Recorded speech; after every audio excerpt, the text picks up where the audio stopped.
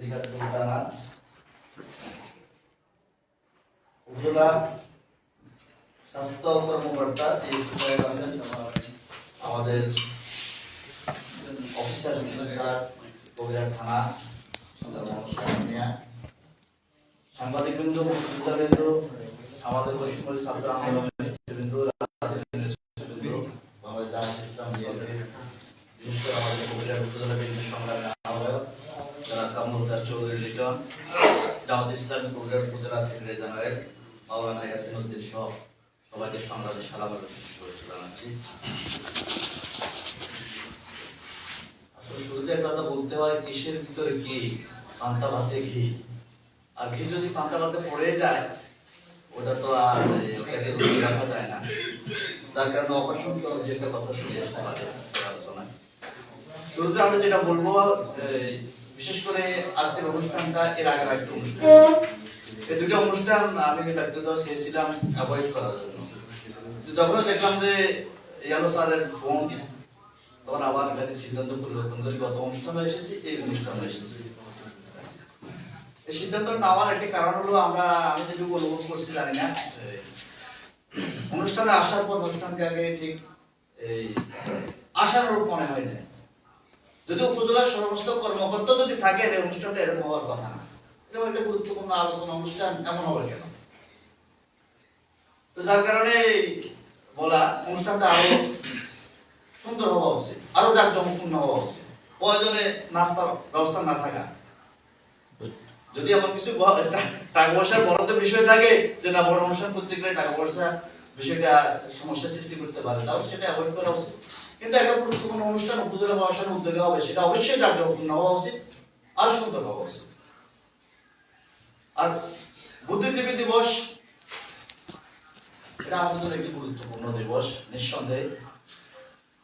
আমরা এই জাতি, যে জাতি খুব সহজে কিন্তু অতীত ভুলে যায়। আমরা সেই জাতি, যে জাতি গত 18 বছর, এখানে মুক্তিযোদ্ধারা আছেন আমার সামনে, আমার অনেক মুরব্বী, তাদের সাথে খুব ঘনিষ্ঠ সম্পর্ক। গত 18টি বছর যে জাতি, যে মুক্তিযোদ্ধারা শহীদ রাষ্ট্রপতি জিয়া রহমানকে যে স্বাধীনতার ঘোষক, ওনাকে রাজাকার আখ্যায়িত দিয়ে বক্তৃতা দিয়েছিল উপজেলা বর্ষার উদ্যোগে বহু প্রোগ্রামে। আমরা সেই জাতি, সেটা যেমন বেমানান, তেমনি ভাবে আজকে যদি আমরা কেউ আবার শেখ মুজিবুর রহমান সাহেবকে স্বাধীনতা বিরোধী বলি, আমরা ওই জাতি সাহস করে সত্য বলার চেষ্টা করি না, সত্যটা স্বীকার করি না। সেদিন যদি মুক্তিযুদ্ধের ঘোষণা শহীদ রাষ্ট্রপতি জিয়া রহমান না দিতেন, এই দেশ কখনো স্বাধীন হতো না, কখনো হতো না। কিন্তু সেই শহীদ রাষ্ট্রপতি জিয়া রহমানের নাম সম্মানের সাথে জাতি গত 18 বছর স্মরণ করেনি, অথবা কেউ কেউ স্মরণ করতে পারেনি। দেশ স্বাধীন হয়েছে, শুধুমাত্র 71 সালকে কেন্দ্র করে, 71 সালের 9 মাস যুদ্ধ করে দেশ স্বাধীন হয়নি। স্বাধীনতার স্বপ্ন বহু বছর আগে। যদি স্বাধীনতার কথা বলতে হয়, তাহলে কিন্তু মাওলানা ভাসানী, একে ফজলুল হক, এই মানুষগুলোর নাম আসে, কিন্তু 18 বছরের মানুষগুলোর নাম কেউ মুখে নেয়নি। জেনারেল ওসমানের নাম কেউ মুখে নেয়নি। যদি স্বাধীন দেশের রাজনীতিবিদদের কথা বলতে হয় স্বাধীনতাকে ঘিরে, তাহলে স্বাধীনতার যিনি স্বপ্ন দ্রষ্টা, শেখ মুজিবুর সাহেবেরও আগে তিনি হচ্ছেন সিরাজুল আলম খান।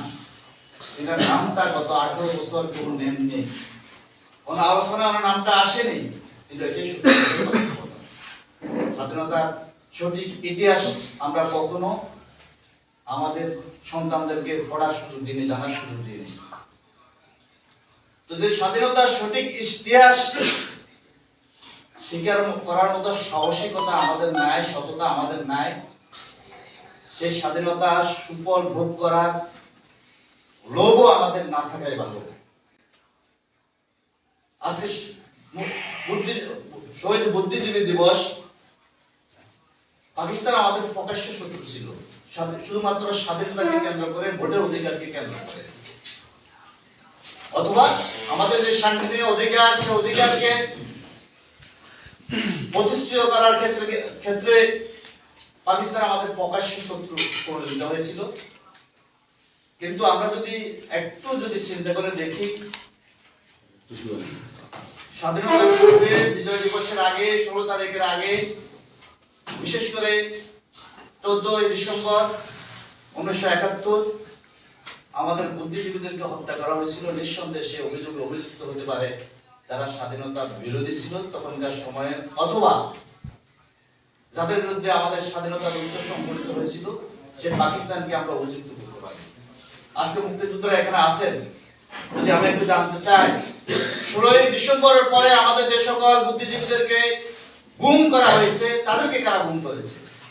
তখন তো পাকিস্তানি শত্রু বাংলাদেশের মাটিতে সে অবস্থানে ছিলেন না কাউকে গুম করার মতো, কাউকে খুন করার মতো। তাহলে আমাদের প্রকাশ্য শত্রু পাকিস্তান হতে পারে, কিন্তু আমাদের অপ্রকাশ্য শত্রু কিন্তু সেদিন পাকিস্তান ছিল না, ভারত। যারা চেয়েছে যাদের আমাদের সামনে হয়তো স্বাধীনতা যুদ্ধে অংশগ্রহণ করে দেশটাকে স্বাধীন করে স্বাধীন সার্বভৌম বাংলাদেশ পাওয়া, কিন্তু যারা আমাদেরকে সহযোগিতা করেছে তাদের সকলের প্রত্যাশা সেটা ছিল না স্বাধীন সার্বভৌম বাংলাদেশ একটি শক্তিশালী স্বাধীন সার্বভৌম বাংলাদেশ হিসেবে মাথা উঁচু করে দাঁড়াবে। এটা আমাদের সকল সহযোগী সে প্রত্যাশা ছিল না। তেমনি ভাবে যাদের কাছ থেকে আমরা সহযোগিতা পেয়েছি তাদের অনেকেরই প্রত্যাশা ছিল পাকিস্তান থেকে বিভক্ত হয়ে এই দেশটা আবারও নতুন কারণ রাজ্যে পরিণত হবে, কারণ আধিপত্য শক্তির নিয়ন্ত্রণে থাকবে। সে প্রত্যাশা নিয়ে আমাদেরকে অনেকে সহযোগিতা করেছে।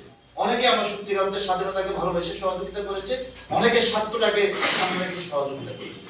তা যদি না হয়ে থাকে গত 18 বছর আজকে মুক্তিযোদ্ধার সামনে আছেন, কেন দেশটা কোন প্রত্যাশা নিয়ে দেশটাকে স্বাধীন করেছেন, স্বাধীনতাতে অংশগ্রহণ করেছেন বলতে পারবেন? গত 18 বছর আপনার সেই প্রত্যাশা একটি প্রত্যাশা পূরণ হয়েছে অথবা বাস্তবায়িত হয়েছে এটাকে এখানে বলতে পারবেন? আজকে এখানে পারবেন না। দেশটা স্বাধীন হয়েছে আপনার ভোটের অধিকারকে কেন্দ্র করে। গত 18 বছর আপনি ভোট দিতে পারেননি, হয়তো আপনি দিতে পেরেছেন, হাজারো ভোটারের ভোট আপনি দিয়েছেন, আপনার পরিবারের সকলের ভোট আপনি দিয়েছেন, শত মানুষের ভোট আপনি দিয়েছেন, কিন্তু আপনার মতো হাজার লক্ষ ভোটার তাদের ভোট প্রয়োগ করতে পারেনি। যারা স্বাধীনতার যুদ্ধে অংশগ্রহণ করে দেশ স্বাধীন করেছে তারা তাদের ভোট প্রয়োগ করতে পারেনি, প্রতিবাদ করতে পারেননি, প্রকাশ্যে তার বিরুদ্ধে বক্তৃতা দিতে পারেননি, মিছিল করতে পারেননি, মিটিং করতে পারেননি। তারা 18 বছর আমরা স্বাধীন দেশের পরাধীন জাতি হিসেবে ছিলাম। শুধুমাত্র গুটি কয়েক, সর্বোচ্চ 5 থেকে 10% মানুষ স্বাধীনতার সুযোগ ভোগ করেছে গত 18 বছর। আজকে আমরা সময়ের ব্যবধানে কখনো চাঁদাবাদী, সন্ত্রাস, রাহাজানিকে, লুটপাটকে আমরা রাষ্ট্রীয় নীতি অথবা সেবা অথবা পেশা হিসেবে আমরা সাপোর্ট করে এসেছি। আর সময়ের প্রেক্ষাপটে আমরা কারো পেশা অথবা কারো ন্যায্য অধিকারকে আমরা চাঁদাবাজি অথবা রাজনীতিতে হিসাবে সংজ্ঞায়িত করার চেষ্টা করে যাচ্ছি। এটা হচ্ছে আমাদের বৈষম্য, কোনো দূর হয় না সেক্ষেত্রে। এটাই হচ্ছে প্রকৃত বৈষম্য। আপনাকে বুঝতে হবে কোনটা চাঁদাবাজি, কোনটা পেশা, কোনটা আপনার অধিকার, কোনটা অন্যের অধিকার হরণ করা, কোনটা লুণ্ঠন করা, আর কোনটা সেবা করা। আমি এটাকে স্পষ্টভাবে সংজ্ঞায়িত করতে হবে। আজকে যদি একটি কথা বলতে চাই, এখানে যদি একজন পুরাতন মানুষ আছেন হয়তো জানবেন, আপনারা যারা প্রশাসনের লোক আছেন তারা আপনারা এখানে নতুন মানুষ আপনারা জানার কথা না। এই কবিরাট উপজেলা হওয়ার মতো কোন নিয়মের মধ্যে পড়ে না। কবিরাটকে উপজেলা করা যায় এটা কোন নিয়মের মধ্যে পড়ে না। আমরা যারা আজকে উপস্থিত আছি, আমাদের বাইরে হয়তো আর 2-1 জন আছে। আমরা ব্যারিস্টার মওদুদ আহমদকে বাধ্য করে তখনকার প্রধানমন্ত্রী বেগম খালেদা জিয়াকে বসুরহাটে জনসভায় নামার পথে আমরা ঘেরাও দিয়ে ওনাকে বাধ্য করে আমরা এই কবিরাটকে উপজেলা করেছি। এটা আপনাদের জানা নেই। এই কবিরাট পৌরসভা দ্বিতীয় শ্রেণী থেকে দ্বিতীয় শ্রেণীতে উন্নীত হওয়ার মতো কোন কারণ ছিল না, কোন যুক্তিকতা ছিল না। আমরা ব্যারিস্টার মওদুদ আহমদকে বাধ্য করেছি। আজকে যে উন্নয়নগুলো দেখছেন, এই কবিরাট কমিউনিটি সেন্টার, কবিরাট পৌরসভা ভবন, এটা আমাদের করা। প্রত্যেকটি ইটের সাথে, প্রত্যেকটি বালুর সাথে আমাদের শ্রম জড়িত রয়েছে। আজকে প্রতিষ্ঠানগুলো মারা গেছে, এখানে নেই। একজন সাংবাদিক আছেন জানেন, না খেয়ে দিনের পর দিন, মাসের পর মাস শ্বশুরবাড়ির নিচ থেকে উপর পর্যন্ত দৌড়িয়েছি।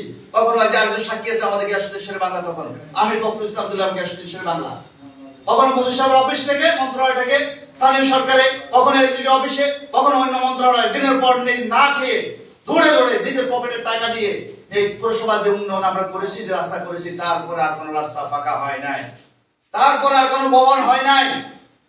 আমরা যে ভবনগুলো বরাদ্দ করে গিয়েছি, থানা ভবন, আমি নিজে ঠিকাদার, এই থানা ভবন, এই উপজেলা ভবন, এই উপজেলা স্বাস্থ্য কমপ্লেক্স, এই ভবনগুলো, যে ভবনগুলো আমরা বরাদ্দ করে দিয়ে গেছি, এরপরে আর কোনো ভবন হয়নি। শুধুমাত্র কবিরাজ কলেজে কয়েকটি ভবন হয়েছে, তখন সেনা প্রধান বেলার সাহেবের কারণে। আপনারা হয়তো অনেকে জানেন না, কথা বলে ফেলেন এই কারণে। মানুষ মনে করে কি, আপনারা যাকে উদ্দেশ্য করে কথা বলেন, মানুষ মনে করে, সাধারণ মানুষ মনে করে আওয়ামী লীগ পালিয়ে গেছে, বিএনপি এখন ক্ষমতা, বিএনপি অথবা জামাত এখন ক্ষমতায়, মানুষ মনে করে এমন। যার কারণে অনেক কথাই আমাদের গায়ে লাগার কথা না, কিন্তু গায়ে লেগে। আমরা কিন্তু কোথাও এখন একদম চৌকিদার হই না, বিএনপি জোটের পক্ষ থেকে, সাইদুলের জোট অথবা আমাদের পক্ষ থেকে একদম চৌকিদার হই না, কিন্তু কথাগুলো আমাদের গায়ে লেগে যায়। দায়িত্ব অন্যরা, সরকার, অনেক অন্যরা, আমাদের কোনো শরীর, আমাদের কোনো শরীর সেখানে নেই। কিন্তু সাধারণ মানুষ যখন মনে করে যে আওয়ামী লীগ পালিয়ে গেছে, পৌরসভার মেয়র নাই, মঞ্জু সাহেবরা তো মেয়র বোর্ড করছে, এখন তো উনি মেয়র, আওয়ামী লীগ পালিয়ে গেছে, হাসিনা পালিয়ে গেছে, খালেদা জিয়া আমাদের প্রধানমন্ত্রী, আমাদের নেতারা মন্ত্রী, মানুষ, সাধারণ মানুষ একেবারে 70% সাধারণ মানুষ এটা মনে করে। আমরা বললে হয়ে যাবে, যা কিছু ঘটে আমরাই জানি, আমরা, যার কারণে অনেক কথাগুলো আমাদের গায়ে লাগে, কথা বলতে হলে এসে বলে যেতে হবে। পৌরসভার আজকে এই অনুষ্ঠান এখানে উপস্থিত আছেন, উনি সাক্ষী। ওসি সাহেব তখন ছিলেন না, উনি এরপরে আসছেন। 5 তারিখে সরকার পতনের পর ওদিন রাত্র থেকে কবিরাট পৌরসভার যে কটি জায়গা দখল বেদখল হয়েছে, আগে দখল ছিল প্রভাবশালী আওয়ামী লীগের অধীনে, এরপর যারা দখল করেছে তারা কম প্রভাবশালী আওয়ামী লীগের। রেজাউল ভাই সাংবাদিক না, শুধু এলাকার নাগরিক, আমরা সাক্ষী রেখে বলছি।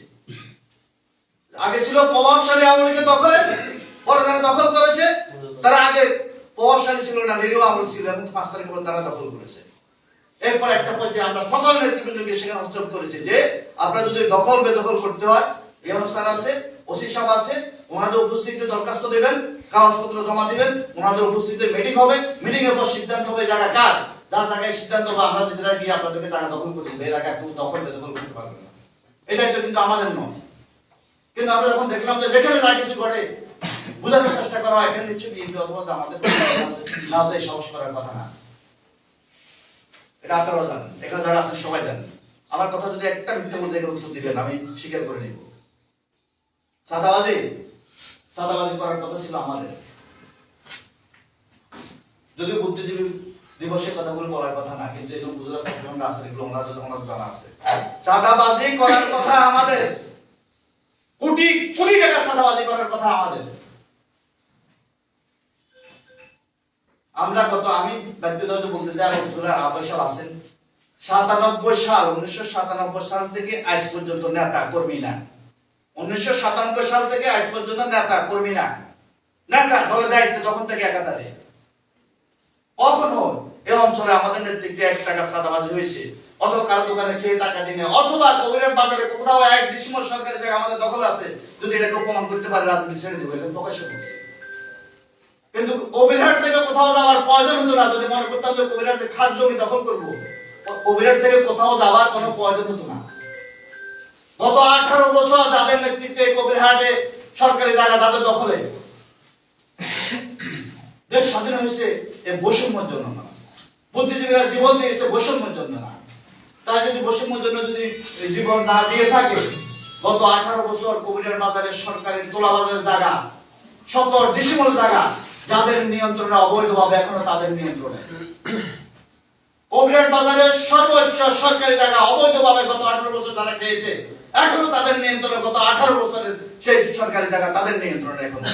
বিএনপির কোন নেতার দায়িত্ব, কোন সভাপতি, সম্পাদক, কোন নেতার দখলে 1 ডিসিমল জায়গা যদি কেউ আসছে দেখা দিতে পারে সরকারি জায়গা, আমি আজকে আপনাদের প্রশাসনের উপস্থিতিতে বলছি, যারা বৈষম্য ছাত্ররা তাদের উপস্থিতিতে বলছি, আগামী দিনের মধ্যে সেটা উদ্ধার করে কাজ করে দিব। কিন্তু না, কেউ এটা প্রমাণ করতে পারবেন না। এই যে মানুষটা উপজেলা বিএনপি আহ্বায়ক, শুধুমাত্র নির্বাচনের আগে, 18 সালের নির্বাচনের আগে একদিন কথা যদি বলি, 11 তারিখ সম্ভবত 1 ডিসেম্বর 11 তারিখ কবিরহাটে 22টা মধ্যে জনসভা ছিল, নির্বাচনী জনসভা। সেই মিছিলকে, শুধুমাত্র সেই জনসভাকে কেন্দ্র করে আমাদের 100 নেতা কর্মীকে আহত করা হয়েছে, আমার বাড়ি ভাঙচুর করা হয়েছে, আমার অফিস ভাঙচুর করা হয়েছে, ওনাকে মেরে খালে ফেলে দেওয়া হয়েছে। এরকম 100 নেতা কর্মী, 100 নাম ধরা হয়েছে, লিস্ট আছে 100। আপনারা বলুন তো এখানে যারা আছেন 5 তারিখের পর পরিবর্তনের পরে আওয়ামী লীগের একজন দায়িত্বশীল নেতা আমাদের দ্বারা আহত হয়েছে, আক্রান্ত হয়েছে, একজনের বাড়ি ভাঙচুর হয়েছে, একটা বলুন তো বলতে পারবেন এখানে? যদি সাংবাদিকের কারো সাহস থাকে তাহলে বলো না ভাই এই বাড়িটা ভাঙচুর হয়েছে, আপনি বলুন তো, বলতে পারবেন না।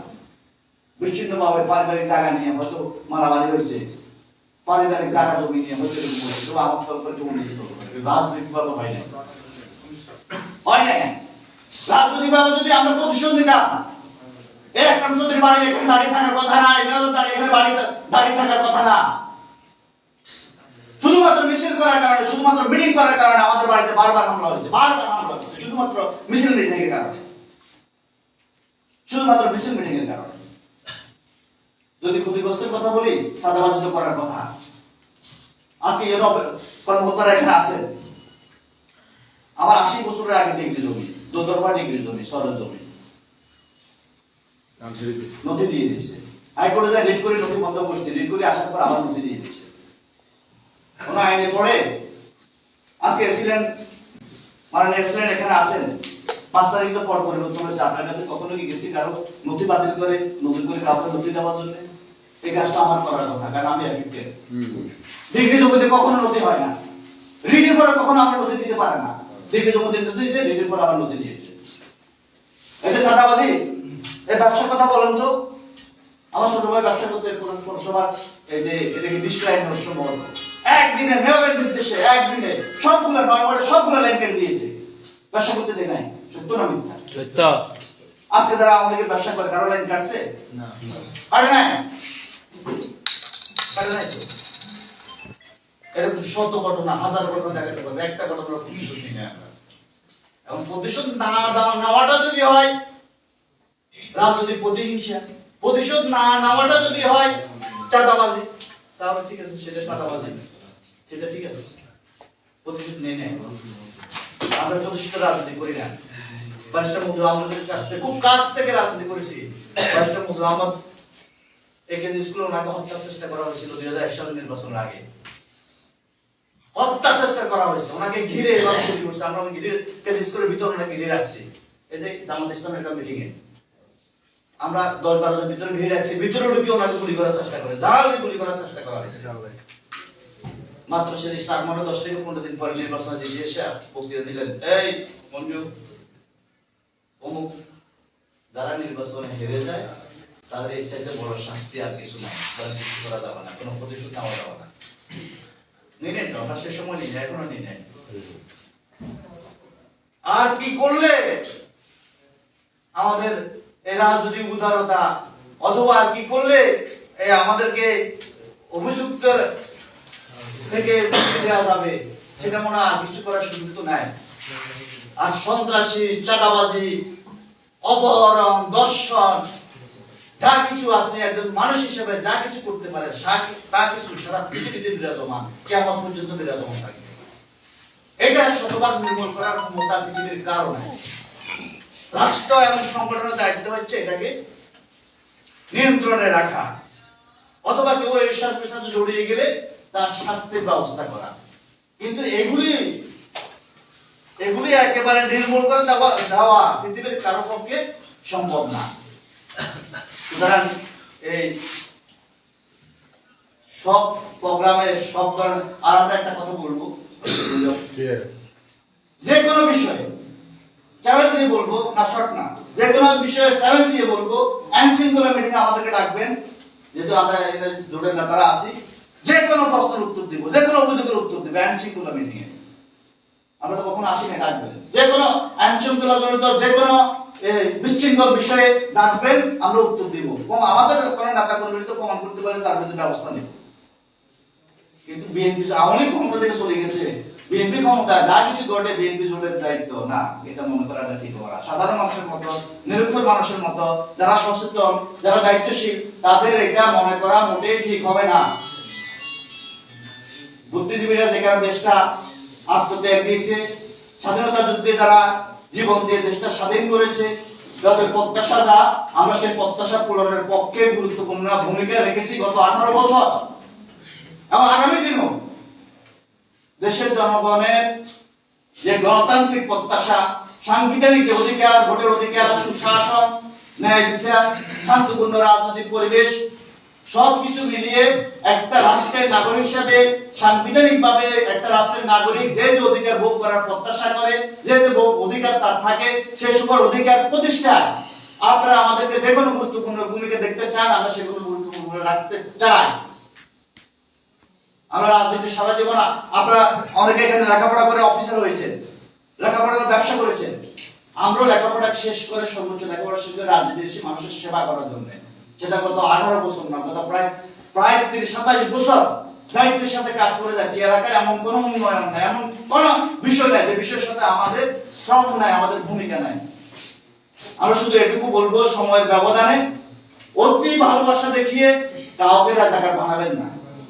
অতি ভালোবাসা দেখিয়ে কারোর বিরুদ্ধে অযথা তার অধিকারকে ছোট করে তাকে কোনো অভিযুক্ত করবেন না। এটা আমরা স্পষ্ট বলে দিতে চাই। আমরা রাজনৈতিক কর্মী হিসেবে আমরা দুর্বল রাষ্ট্রের নাগরিকের অধিকারের প্রতি, কিন্তু আমরা সাংগঠনিকভাবে দুর্বল নয়, রাজনৈতিক দল হিসেবে আমরা দুর্বল নয়। শুধু মানুষের অধিকারের প্রতি আমরা দুর্বল, রাষ্ট্রের আইনের প্রতি আমরা দুর্বল, জনগণের সাংবিধানিক অধিকারের প্রতি আমরা দুর্বল। সেই বিষয়ে যে কোনো বিষয়ে আমরা দুর্বলতা প্রকাশ করতে চাই, সারেন্ডার করতে চাই। কিন্তু কোনোভাবে বিএনপি গত 18 বছর জীবনের ঝুঁকি নিয়ে 18 বছর সংগ্রাম মোকাবিলা করে এখানে দাঁড়িয়েছে, সে বিএনপি কোনোভাবে কোনো দিক থেকে কোনো দুর্বল সংগঠন, দুর্বল রাজনৈতিক দল নয়। বিএনপি দেশের স্বাধীনতা, সার্বভৌমত্বের প্রতি দেশপ্রেম যদি না থাকতো, যদি বিএনপি আপোষ করতো, আজকে দেশের প্রেক্ষাপট ভিন্ন হতো, সারা পৃথিবীতে এমন কোন ইতিহাস নাই একজন সাবেক প্রধানমন্ত্রীকে মিথ্যা মামলা, যে মামলা কোনো ভিত্তি নাই, যে মামলার সাথে কোনো সম্পৃক্ততা নাই, তাকে জড়িয়ে তাকে দীর্ঘ সময় ধরে তারা আটক করে রাখেন, তার চিকিৎসা দেওয়া হয় না। কিন্তু মুক্তিযুদ্ধেরা কথা বলেন নাই তো, আপনাদের স্বাধীনতার ঘোষণার স্ত্রী অধিকার পায় নাই, বিচার পায় নাই, জামিন পায় নাই, চিকিৎসা পায় নাই, কথা বলতে পারেন নাই। আর মুক্তিযোদ্ধা, প্রকৃত মুক্তিযোদ্ধাকে আমরা সম্মান জানাই, মাথার উপর রাখতে চাই। কিন্তু বছর পর বছর, প্রতি বছর যে মুক্তিযোদ্ধা নতুন করে মুক্তিযোদ্ধা জন্ম নিয়েছে, তারা কোথায় থেকে এসেছে? কিসের মুক্তিযোদ্ধা? ওই আওয়ামী লীগ যারা এদেরকে মুক্তিযোদ্ধা বানিয়েছে, তারা কি আপনাদেরকে সফটাঘাত করে নাই? প্রকৃত মুক্তিযোদ্ধাদের বিপরীতে যদি রাজাকারকে, অথবা যাদের জন্ম হয় নাই, যাদের বাপের বিয়ে হয় নাই, তাদেরকে মুক্তিযোদ্ধা সার্টিফিকেট দিয়ে আপনাদেরকে অপমান অপদস্থ করে নাই? করেছে, কিন্তু আপনারা প্রতিবাদ করেন নাই, কথা বলতে পারেন নাই। আমরা আজকে বলবো, কথা বলবেন। বিএনপি যদি অন্যায় করে প্রমাণ পেলে কথা বলবেন, আমাদের বিরুদ্ধে প্রতিবাদ করবেন না। অন্যায়কারীদের বিরুদ্ধে, আমাদের দল অন্যায়কারী হলে তার বিরুদ্ধে প্রতিবাদ করবেন, বক্তৃতা দেবেন, মিটিং করবেন। অন্যায়কারী যে হোক না কেন, সে কোনো দলের না, সে সুবিধাভোগী, তাদের বিরুদ্ধে কথা বলবেন। আর সব সময় সত্য বলার চেষ্টা করবেন, সব সময় নীতি আদর্শ রক্ষা করে কথা বলার চেষ্টা করবেন। ধন্যবাদ সবাইকে। আসসালামু আলাইকুম। Bismillahirrahmanirrahim. 14 December